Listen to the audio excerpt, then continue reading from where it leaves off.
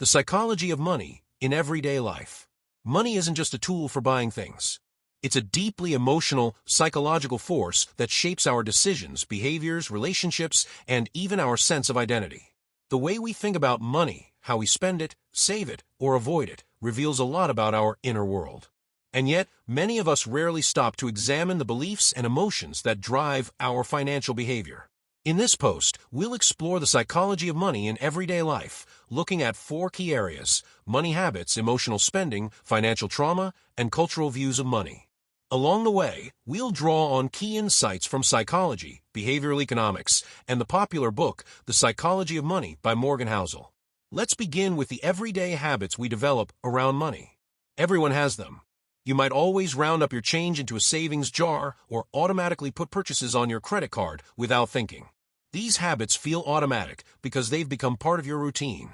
Psychologists explain that habits form when we repeatedly perform an action in a consistent context. Over time, your brain forms an association between the context and the action, and the behavior becomes second nature. Buying a coffee every morning or checking your bank balance before bed are examples of money habits that, through repetition, shape your overall financial behavior. But money habits don't form in a vacuum.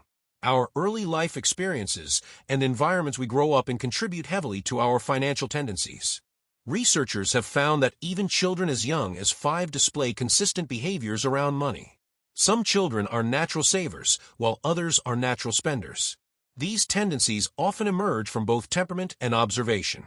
If a child sees a parent stress out over money, they may learn to associate spending with anxiety. On the other hand, if money is used as a reward or comfort, the child may link spending with emotional relief. This brings us to the idea of money scripts, or subconscious beliefs we carry about money. A money script might be, money is security, money is power, or I'll never have enough. These beliefs shape our habits and choices, often without us realizing it. Morgan Housel argues that people's experiences with money are intensely personal and emotionally charged. Most of our beliefs about money come from our own life stories, not from data or logic. If you grew up during a financial crisis or recession, you may be more cautious with money as an adult. If you experienced rapid wealth or sudden financial success, you may be more willing to take risks. What's logical to one person may seem foolish to another, simply because their experiences taught them different lessons. Housel emphasizes that financial behavior is often not about intelligence, but about temperament, patience, and emotional control. Speaking of emotions, let's talk about emotional spending.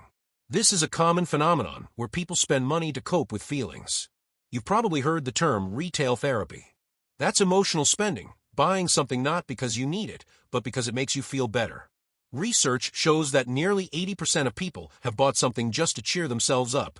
This type of spending is linked to the release of dopamine, the brain's feel-good chemical.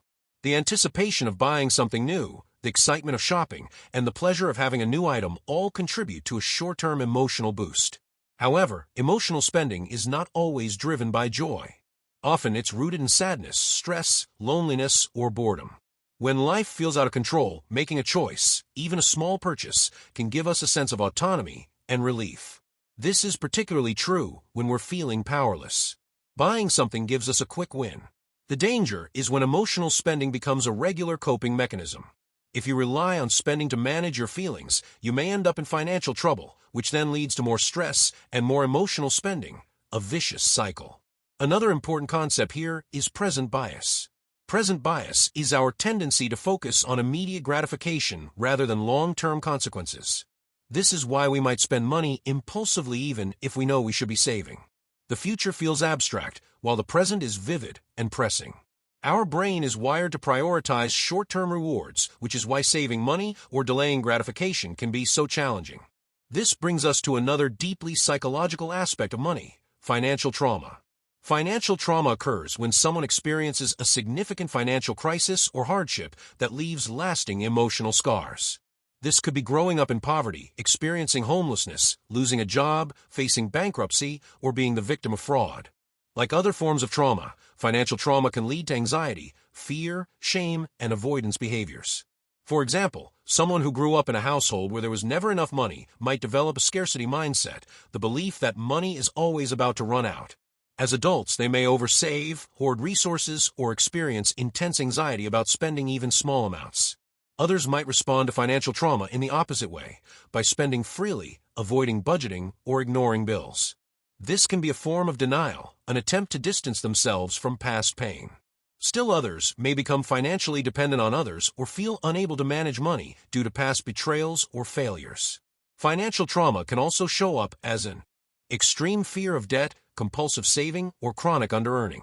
People may limit their earning potential or avoid opportunities because they associate money with stress or conflict. Therapists are increasingly recognizing financial trauma as a legitimate form of psychological distress.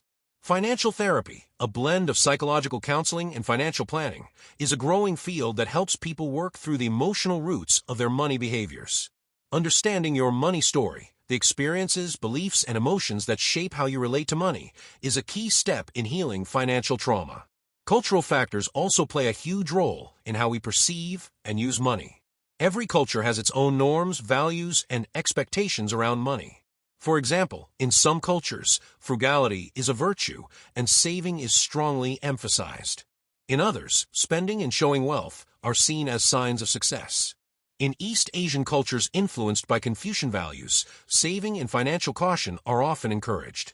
In contrast, American culture has historically emphasized consumerism, personal freedom, and living in the moment. Cultural attitudes also influence how comfortable people are talking about money. In some societies, discussing money openly is normal, while in others, it's considered rude or taboo. These differences affect how people make financial decisions, how they approach debt, and how they think about success.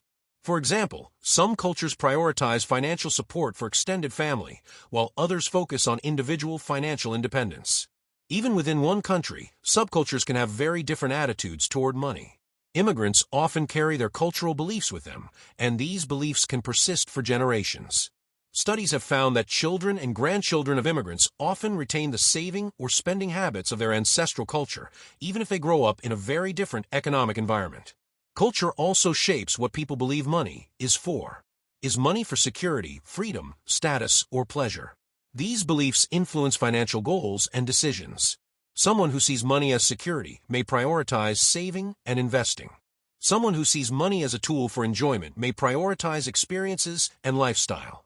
Neither view is right or wrong, they're just different ways of relating to money based on cultural and personal influences. Cognitive biases also play into our money decisions. One major bias is loss aversion, the idea that people feel the pain of losing money more strongly than the pleasure of gaining the same amount. This can lead to overly cautious financial behavior, such as avoiding investments or sticking with low-risk options, even when higher returns are possible.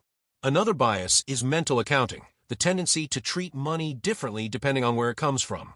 For example, someone might spend a tax refund more freely than their regular income, even though it's all just money. These biases show that humans are not always rational when it comes to money. We make decisions based on emotion, habit, and perception. Morgan Housel writes that financial success is less about making brilliant decisions and more about avoiding major mistakes and being consistent. Patience, self-control, and humility often matter more than financial IQ. Understanding the psychology of money can help us become more self-aware and make better choices. If you know that you tend to spend when you're stressed, you can develop healthier coping strategies. If you recognize that a scarcity mindset is holding you back, you can work to challenge those beliefs. If you understand how your culture shaped your views, you can decide which values you want to keep and which you want to change. In the end, money is more than just a medium of exchange. It's a mirror that reflects our values, fears, hopes, and identities. By exploring the psychological roots of our financial behaviors, we can build a healthier relationship with money, one that supports our goals, aligns with our values, and brings us peace of mind. Whether you're trying to save more, spend less, or simply understand yourself better, looking at money through psychological lens can be a powerful and transformative practice.